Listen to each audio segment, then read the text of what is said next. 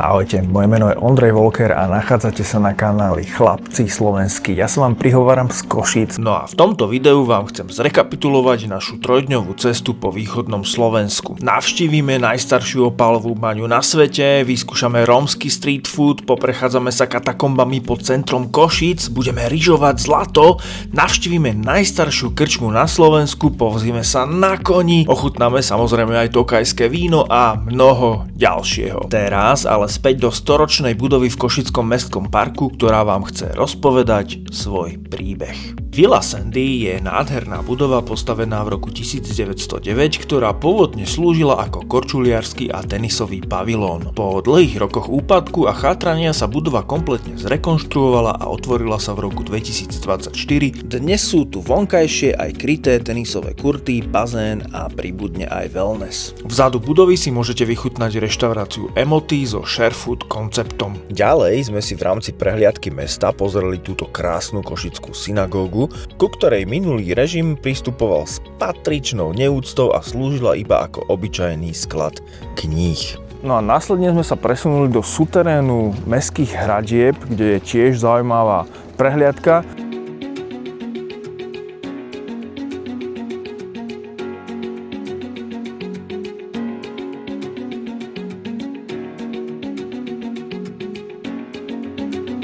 Ďalej sme v rámci nášho košického programu i hneď po chutnej kávičke v ikonickej kaviarni Slavia absolvovali ochutnávku vín. Tokajských vín samozrejme, pretože kúsoček od Košíc začína región Tokaj. Jeho časť 10% je na Slovensku, no a tokajské vína sú svetovo známe svojou kvalitou, takže sme si takto trošku aj pokoštovali. No a po chutnej večeri v podobe šťavnatého stejku sme sa boli pozrieť na divadelné predstavenie do Prešova, konkrétne do divadla Alexandra Duchnoviča, na predstavenie v Rusinčine.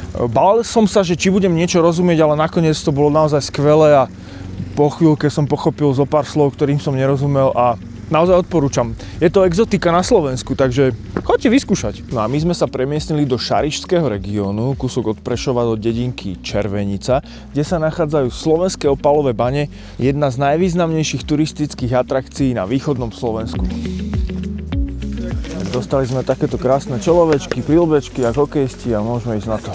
Táto baňa je jedinou opálovou baňou na celom euroázijskom kontinente a najstaršou opálovou baňou na svete. A tu je lampáreň, čiže sťažovať sa dá tu. Lampáreň slúžila na to, že baníci, keď vchádzali do bane, tak stade si brali tie lampy. Pán od bane hovorí, že za tie roky sa tu mnoho ľudí aj postrácalo, ale vždy sa všetci našli, ale že niektorí tu boli až 3 dni. Že ak sa také niečo stane, tak je taký krúžok ľudí, ktorí sa tu starajú o to vyslobodenie. Samozrejme všetko ilegálne vstupy mimo otváracích hodín. Najslavnejší opál z tejto bane nosila žena Napoleona, cisárovna Jozefína a volal sa oheň trojský. A predstavte si, že tento kameň sa stratil a už nikto nevie, kde je. Možno sa raz nájde, alebo ho má nejaký zberateľ v súkromnej zbierke. Tak pán hovorí, že ročne je tu 26 000 návštevníkov, každým rokom to stúpa. A že prichádzajú zo zahraničia a že sú veľmi pozitívne feedbacky, pretože to je vlastne najstaršia opálová baňa na svete. No a najväčší nájdený opál v tejto bani sa zase volá Harlekin a ten stratený nie je, ale je vystavený v múzeu vo Viedni. Ak by ste prišli aj s deťmi, tak môžu počítať trpaslíkov rôzne umiestnených po bani. Takže nájdete si aj zábavu aj s detičkami. Čo sa týka teploty, je tu asi 3-4 stupne, je to v pohode. Zaujímavosťou je, že spodné 3 až 4 podlažia v tejto bani sú zatopené a tieto priestory predstavujú obrovské lákadlo pre potápačov z celého sveta, ktorí sa špecializujú na ponory v takýchto priestoroch. Je tu až 17 poschodí tých baní, čo je neuveriteľné podľa mňa. A veľká zaujímavosť je, že počas celej tej ťažby tu nezomrel ani jeden z tých baníkov. Alebo teda, není to dochované v nejakých záznamoch. No a na záver našej pánskej návštevy sme dostali možnosť vychutnať si takýto malý akustický koncert priamo v priestoroch bane.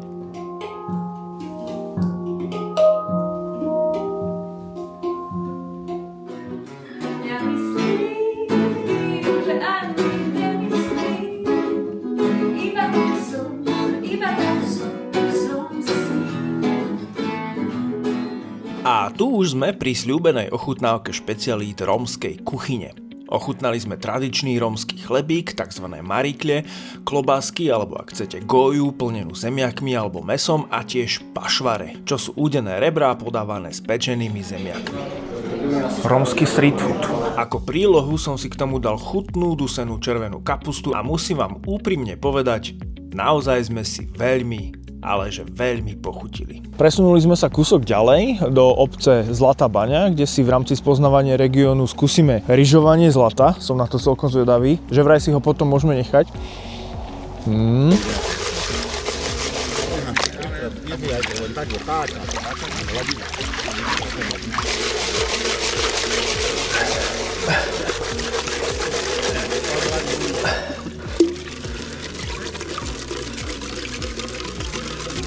Vidíš tam nejaké zlato? Sústreď ešte raz ten piesok do stredu. Tak. A teraz tak no a môžem aj z boka do boka. Tak, ale trošku nakloň, aby to odchádzalo. Tak zasa bojím moc. Bojí sa o zlato. To máš ťažko vydolované zlato, počúvaj. Teraz je tam. Ja vidím jednu. Tam sú 3. 5. Ty máš všetky. No. 5, keď si mal 4. Že? Jednu mi tam nechal. Ty koks, on fakt našiel všetky. Ale je lepšie ich. Utieračik. Je lepšie ich. Počúvaj, ty si Tak, našiel všetky. tak vyťahnuť na čisté miesto. Na palico prenášaj, lebo ti môže spadnúť potom. Áno. Malky nedojdeš. Prenášam na pevnicu. Počúvaj, však ty si našiel všetky. Ale potrebujem niekto, kto nemá skrehnuté ruky. Utri si. Ale jak suchým? Kde mám mať suchým? Však utri ho, kde chceš. 5. Teraz ja to robím tak, aby som mohol zavrieť štúpeľ. Vypijem. Tak. Mám si to nechať? Vážne? Tak ďakujem. Tak toľko ryžovanie zlata. Je to sranda, nie je to nejako fyzicky náročné, len nemám v tej studenej vode naozaj zima na ruky, mal som skrehnuté prsty, ale podarilo sa mi dokonca o jednu zlatinku viac vyťahnuť odtiaľ, než tam bola, čo nikto nechápe. Asi zázrak pravdepodobne.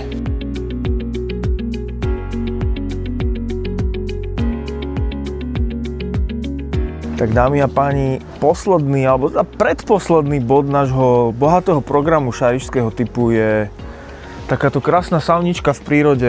Volá sa to, že sauna na Sigorde. Dobre som to povedal? Sauna Pixla na Sigorde, tak to sa opravím. Ideme sa vlastne vysaunovať priamo v prírode pri rieke. Tuto keď sa pán kameraman otočí a nepadne do vody, tak vám ukáže rieku. Jazero.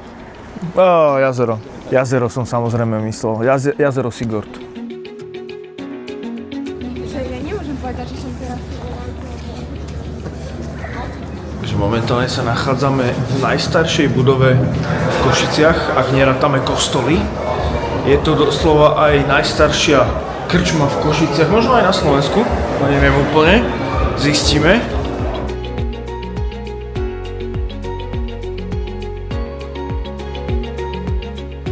Takže je to aj najstaršia krčma na Slovensku, 1540. Dobre. Stoly sa prehýbajú. Tá história Danského domu je veľmi pekná a mohli by sme sa o nej rozprávať veľmi veľa. Hore v tej vstupnej časti je spísaná na 19 paneloch. V spodnej časti sme našli veľké množstvo črepín.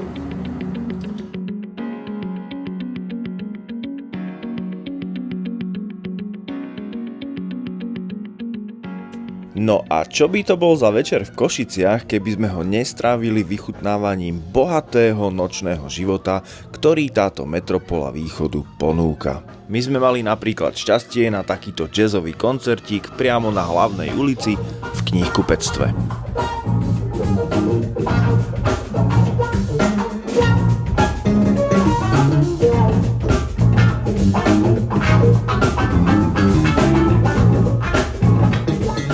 Vítam vás v takom nemenovanom košickom podniku. Poďte za mnou, potom vám poviem viacej. Hej? Tu, keby ste potrebovali si kúpiť klávesnicu, hneď vedľa sa dá. No a následne zasvetenie do legendárneho košického undergroundového priestoru zvaného Koloseum. Tu na hore je Kasbar, to je také, keď si chcete s kamarátmi porozprávať, zahrať si futbálek, ale hlavne skate je tu dole. Najmä kvôli spomínanému bohatému nočnému životu a množstvo kultúrnych či gastronomických možností sa odporúčame ubytovať v Košiciach a mať tam svoju základňu pre výlety do okolitých turistických atrakcií. Toto je ono, hej? To je ono, no jasné. Dámy a páni, vítajte na ranči Breziny, kúsok od obce Pavlovce, nedaleko Prešova alebo medzi Prešovom a Vranovom nad Topľou. Dajú sa tu robiť rôzne aktivity. Tento ranč je zaujímavý tým, alebo celá táto oblasť, taká veľká, je tu veľa hospodárskych zvierat, vrátane koníkov, vlčiakov a iných zvierat, kravičky napríklad. Tým, že to bolo vlastne celé vybudované bez nejakých investičných peňazí, všetko s takou láskou pre to, čo tu je. Tie budové steny sú z ledečných podvalov a toto z telegrafných stĺpov. No ale ona je pre nás významná, lebo tu je 140 balíkov 400 kg sena. Oni ho potrebujú, tie kone, oni toto všetko zjedia.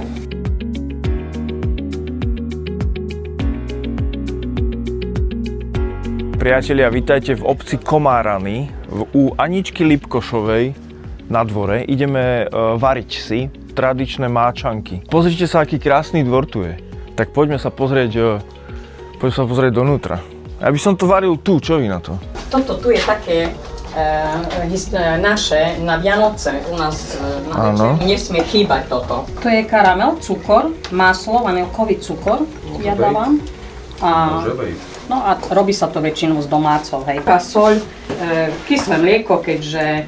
A to je vlastne iba múka a voda, to sa iba také tenučké. Oj. A to je vynikajúce. Čo sa zakrúti do toho. Tortilla, alebo... Tortilla, presne. No vymysleli tortillu, tam je Lokšu už dávno pekli, ne? Áno.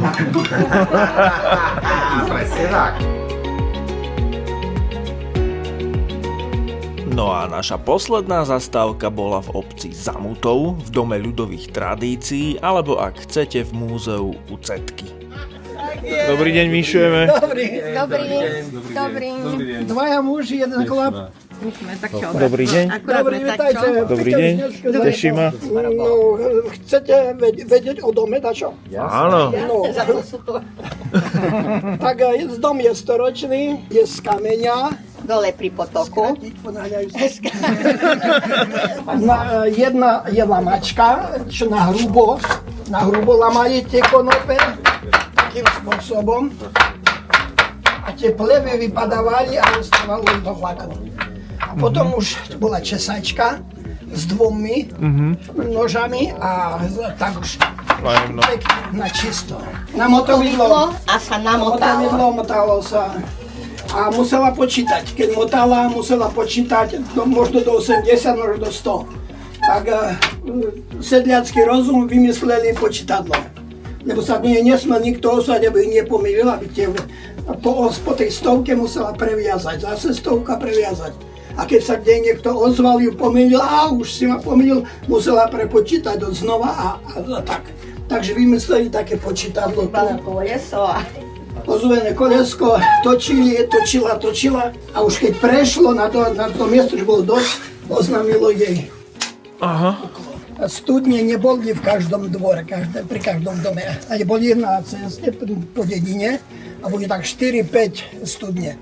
A keď trebalo doniesť vody, koňom trebalo doniesť veľa vody, lebo koň sa nenapil zo žľaba pri studni. Kravy sa napili, keď naťahali do žľaba, ktorý bol pri studni. Zvonce na kravy, pasli sa v lese, aby sa nepotratili, tak dávali kravom zvonce. V Zamutove už boli televízory, ale neverili ľudia, že to ukazujú živých ľudí. Že to len také figurky, tam babky behajú, také skačú. By tam četeli chlopov z mesta, také malé hladičky. Áno. Tak až keď videli prvých Zamutovčanov v televízoru, vtedy uverili, hej, pravda. Pravda, poznali svojich. Čo je trišľak, prosím vás? Trišľak je sedidlo na halušky. Aha, to sa volá trišľak? Toto sa volá trišľak. Tajné šuflíky, vyjadala som, lebo od dosky som vedela. Našli sme aj tajné šuflíky, kde môj pradedo dokázal svoj majetok poodkladať, že by ho komunisti nenašli. Toto bol Ondrej Volker a ja ďakujem za vašu pozornosť. Ak sa vám video páčilo, budeme veľmi radi za like, nezabudnite dať odoberať náš kanál Chlapci slovenskí a zapnite si aj zvonček. No a záverečná časť nášho videa vždy patrí našim podporovateľom na platforme Hero a konkrétne pozdravujeme Michael91 a Davida Stančíka. Chlapci, ďakujeme za podporu a pridajte sa aj vy.